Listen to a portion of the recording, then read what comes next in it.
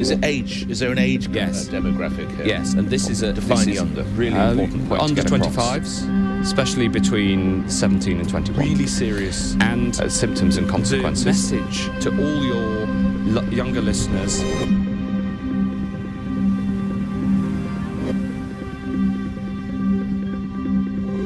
That population, age younger people. Demographic here. Yes, and this is really important point to get across. The rise in the number of cases we've seen over the last few days.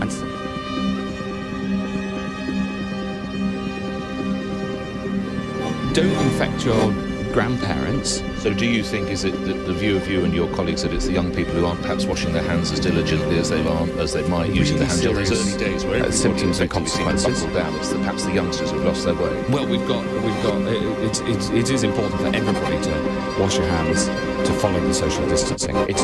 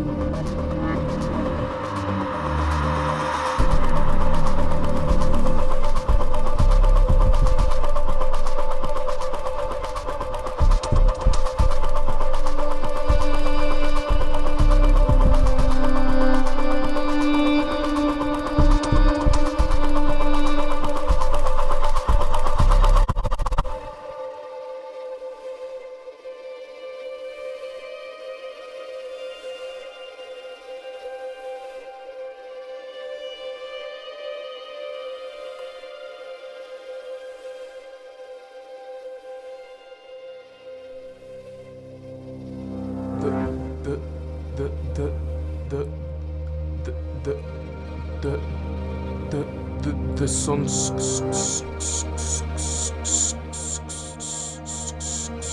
scorched and our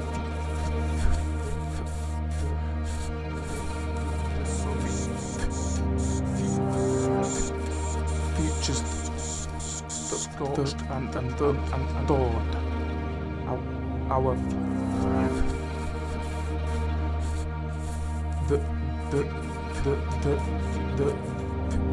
the futures the sun's sword and scorched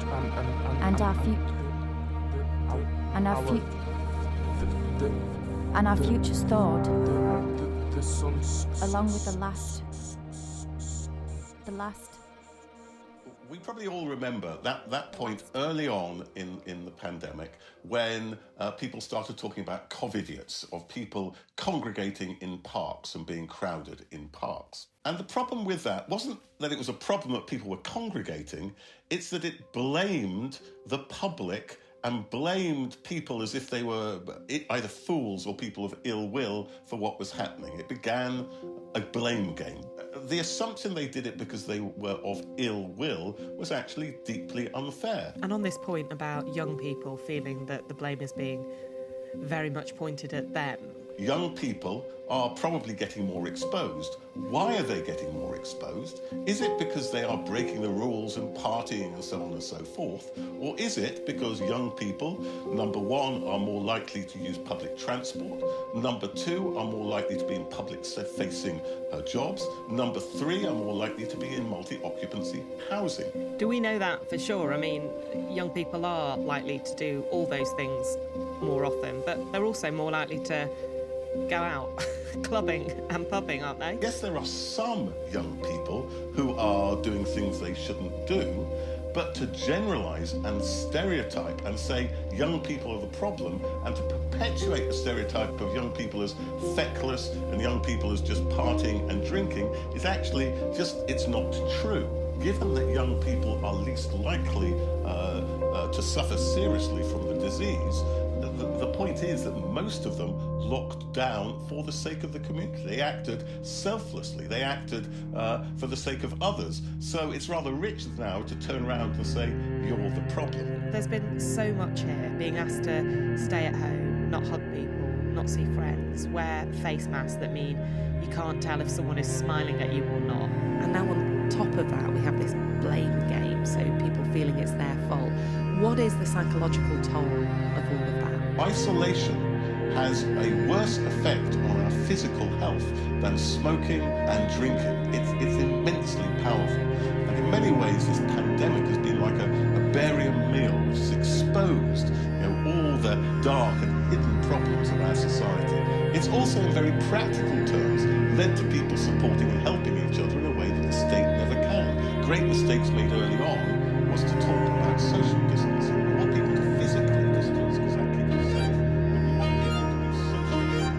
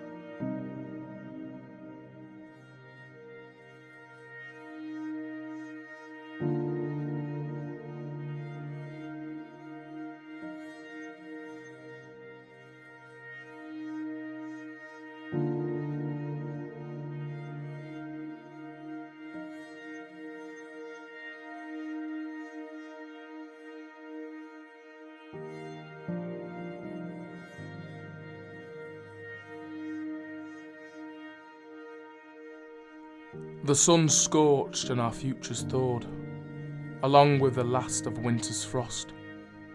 A grip so cold it revealed the holes, in a world strung together by perpetual loss. Question the cost.